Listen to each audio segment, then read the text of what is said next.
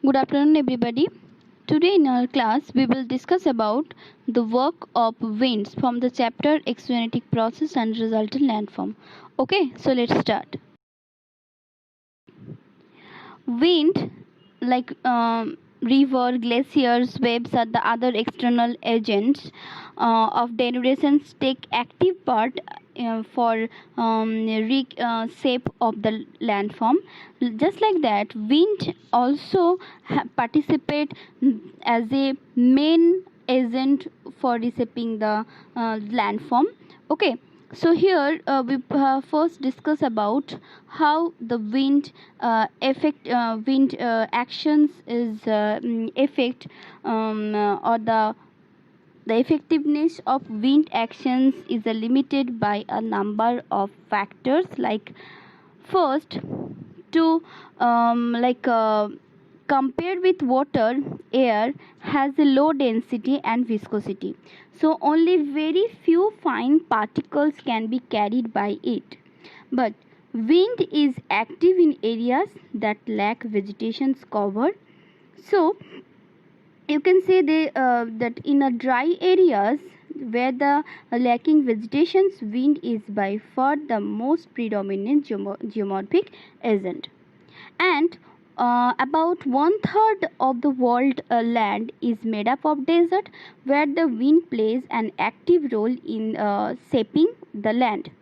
Okay, mostly deserts are found between 15 to 30 degree latitude to the north and south from the equator. Okay, and there is, we can see the maximum work of wind. Okay, here now we will discuss about what are the reason behind their locations. First of all, this desert like mostly on the western part of the continent, where the trade winds blow offshore and do not cause rain. Okay, as example you can say Sahara Desert, Arabian Desert. Number two reasons is most of the desert that lie in the coastal area are influenced by the desiccating effect of the cold ocean's current that prevent the moistures to condense into the precipitations. Like as example you can say Atacama Desert, Australian Desert, okay, etc. Number three reason is in the middle latitude temperature areas, where the desert like Gobi Desert, Taklamakan Desert lie in the continental interior, where there is a extreme type of climate, due to the extreme kind of climate, there is a no rainfall is there due to the lack of moistures. So that's why there is a also, you can say that a desert form, and that due to that the wind work is maximum in there. Number four reason is the rain shadow effect produced by the mountain also can create desert, like Patagonian desert on the leeward side of Andes mountain of South America. Okay, deserts of the world are two types. One is a low latitudinal desert or a trade wind desert, and that is lie between 15 to 30 degree north and south from the equator in the western part of the continent. As example, you can say Sahara Desert, Arabian Desert, Third Desert. Okay. Another one is a mid-latitude desert. These deserts lie in the temperate belt of the northern hemisphere. As example, you can say Gobi, Taklamakan, Turkestan Desert in Asia, Colorado Desert and USA is most important. Okay. Formations of sand particle. Sands are formed from the different rocks in various way. Sand is a naturally occurring granular materials which contains finely divided rock and minerals particles, and by size it is finer than the gravels and the rocks or silt. The compositions of the sand may vary depending on the local rock source and conditions, but the most common constituent of sand is silica, and usually in the form of quartz. The second most common type of sand is calcium carbonate, which has been created by the corals or the shellfish.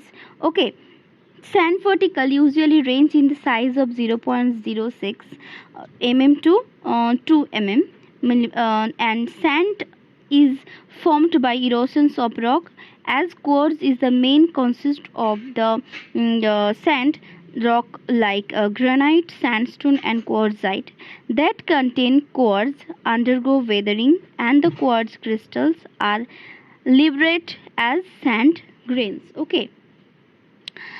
Desert is composed of mainly rounded quartz grains and other minerals like zircon, olivines, etc. Process of wind erosions. Wind is a powerful agent of erosions and depositions in the desert areas.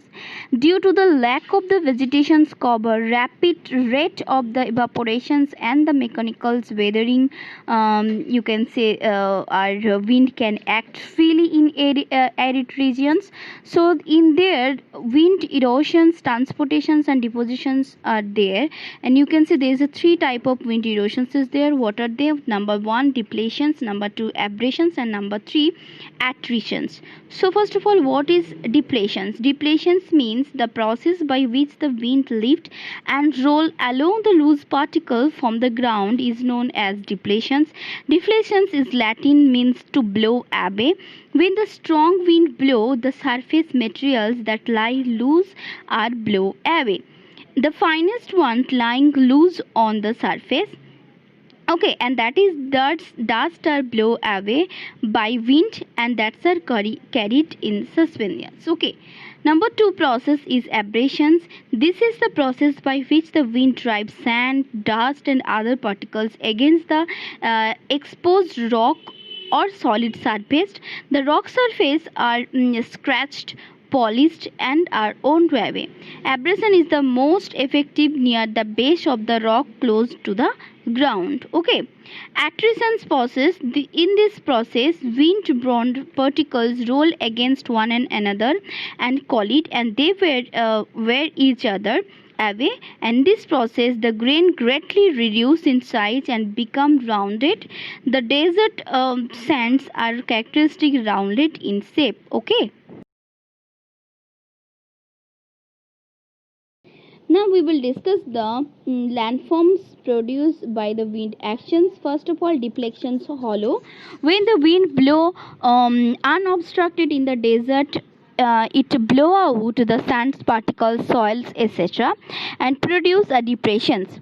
Such a depressions is known as deflections hollow or blow out.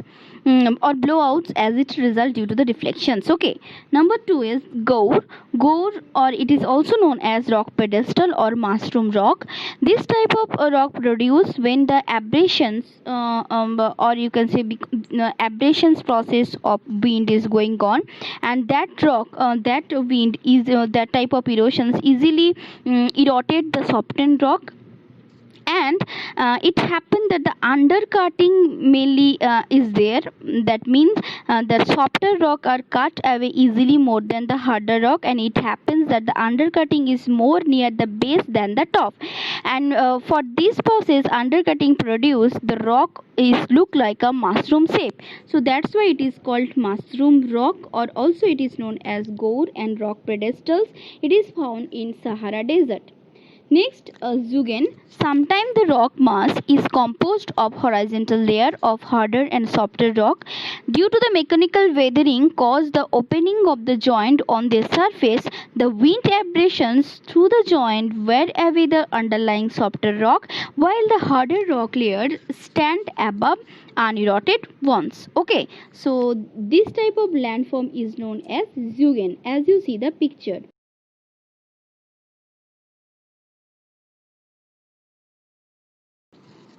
Eardung. Sometimes the vertical band of hard and soft rock stretches parallel to the directions of the prevailing wind. Beds of the hard rock stand out as ridges in between the furrows. Such landform is called Eardung, and it is mainly located in the Atacama Desert in Chile. Okay. and the yardang have an average height of 8 meter, although the yardang of 60 degree meter height are found in the Lut desert of Iran. Okay. Achha. Next one is Inselberg. Inselberg, it's a German word, Inselberg, which means island, land, mountain, and Inselberg are the outstanding rounded, steep-sided residual hill rising abruptly from the nearby eroded flat plain surface. There has been a debate regarding the origins of this Inselberg. Here, von Herd explain their origins. Inselberg are also known as Bornholds. Okay. Inselberg have also few characteristics, like Inselbergs are made up of granite, gneiss and other crystallic rock. Inselberg are steep-sided isolated hills. They have the rounded top. Their height varies from 10 meter to 300 meter. Okay. Now last one is a sand dunes. What is that? Sand dunes, hills or the heap of the sand formed by the wind depositional work, and this is generally called sand dunes. Okay. According to the geomorphologist, dunes is a mobile heap of sand where the existence is not depends on their ground form or the fixed wind obstructions. Okay. Uh, and here we will discuss about the dunes are often found in the following place, like the sandy sea coast, sandy coast of lakes, and in the sandy desert. Okay, we can see this type of desert. Now we will discuss about the classifications of sand dunes. Sand dunes are categorized on the basis of, here we will discuss about the classifications of sand dunes on the basis of the shape and the layout with the reference to wind directions. Here the three type: number 1 longitudinal dunes or the sheep dunes, number 2 transverse dunes, and number 3 barkhan. Longitudinal dunes, low but long ridges of sand particles lying parallel to the wind directions are called longitudinals or sheep dunes. And this type of dunes, the dunes ridged run parallel with the wind directions. Okay. And the Arabian word sheep means Arabian sword. Okay. And so these dunes are also called Arabian sword, and mainly this type of dunes are found in Sahara Australian desert, and its characteristics is sheep dunes are long and narrow in shape, and they may be 40 to 70 meter in height and 100 meter in width. The dunes are separated by by ridge or hamada. Their corridors so formed are called caravans. Okay, and Ghazi in Sahara. There is a series of peak and through on the line or the such in the such dunes. Number 2 is transverse dunes. What is the definitions of these dunes? When the dunes are formed perpendicular or the transversely to the directions of the wind are called transverse dunes. Here the main characteristics as dunes are common in the areas where the sand supply is abundant and the wind speed is moderate. They look like a large waves of sand, and they are the semicircles dune and transverse to the wind directions. Okay. Now we will discuss about barkhan. One crescent shaped dunes that face only one wind directions and process two horns opposite to the wind directions are called barkhans. The barkhans is derived from the Turkestan word barkhan, that means hill of land.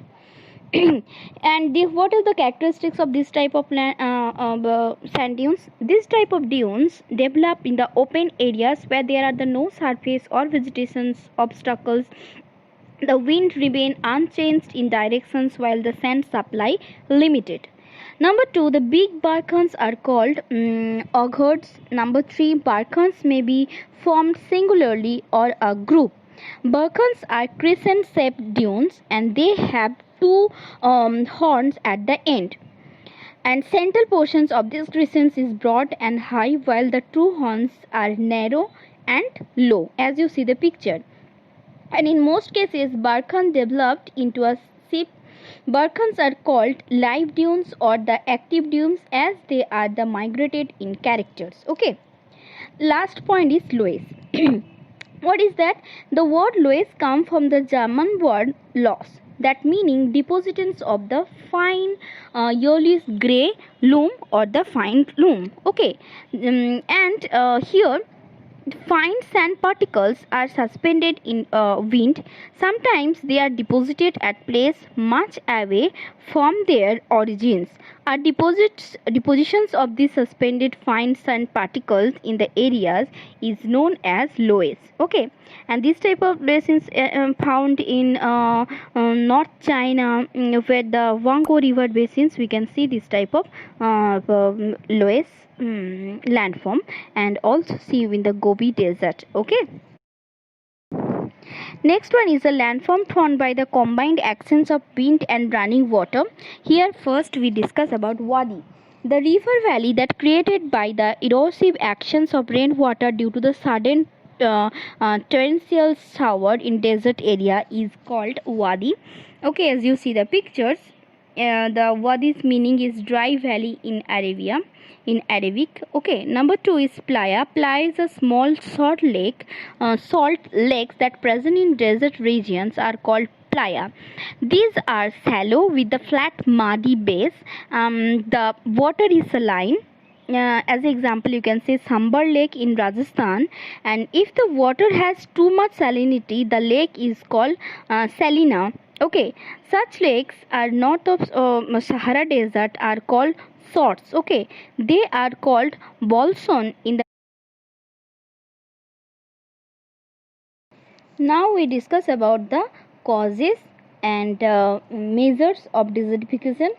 First, we will discuss about the desertifications. Okay, what is that? First of all, the process of increasing of desert are by extensions at the present area toward the adjacent dry and semi-desert region is known as desertifications. Here, the first causes for the desertifications are, like, first of all, there is a two types of reasons are there. One is physical causes, another one is a man-made causes. Physical causes are like drought, climate change, soil erosions, presence of the mountain. Here the regular and the repetitive drought in a particular areas causes the permanent damage to the soil, and vegetation's cover is gradually lost, all the ecosystems destroy. Climatic change, greenhouse effect and global warming due to the urbanizations, the industrial growth, pollutions, etc. is also affect the climate change. Soil erosions, that means the removals of the topsoil also causes the desertifications. Presence of mountain is also the main reasons for the desertifications. Okay. And now the man-made causes like overgrazing. Overgrazing may remove the vegetation's cover totally, and that causes the permanent damage to the soil. Number 2, that is overcultivations. Overcultivations may remove the essential soil nutrient and bring about the soil erosions. Number 3, unscientific cultivations. Unscientific cultivations, especially in the arid and semi-arid areas, are causes the further extensions of desert. Uncontrolled irrigations, that is also the main reason for the desertifications. That means overwatering may causes the some soil to become saline, and that lose the fertility and may turn into the desert. And last one is the deforestation, cutting down of tree and remove the vegetation's cover, that causes the desertifications also. Okay. Here now the measure to control the expansions of deserts are educating local peoples about the damage of the desertifications in order to stop it. Number 2, employ the people to grow the seedling and transfer their severely deforested areas during the rainy seasons. Number 3, fixing soil by the creating shelter belt and the wind breaks, etc. Wind breaks are made from the trees and the bushes that are planted across the path of wind. Number 4, anti-sand silt to resist the expansions of desert to be created. And next one is the contour tracing বা contour farming, that is the digging of trench about 150-meter long and 1 meter deep to prevent the water for flowing within the trench and causing the erosions. And stone wall are to be created to prevent the trench from the closing up. Next, sand fringe can be used to control the drifting of soil. Technique number 8, that is manage the intensive rotational grazing for the restorations of the grassland. And next one is the creations of plastic silts on sand by sprinkling oil to prevent the blowing away of sand particle. Number 10, the flood water retentions and the infiltrations and providing water for the irrigations by canal dug from the rivers and the neighboring regions. As example, you can say like Indira Gandhi canals in North Rajasthan provide water for irrigations in the third desert. Also here few the control grazing, cultivations, afforestations, irrigations controls, and that is also the control or the measures of the desertifications. So this is all about the wind, the work of wind. If there are any questions and you didn't understood any point, please let me know. Thank you.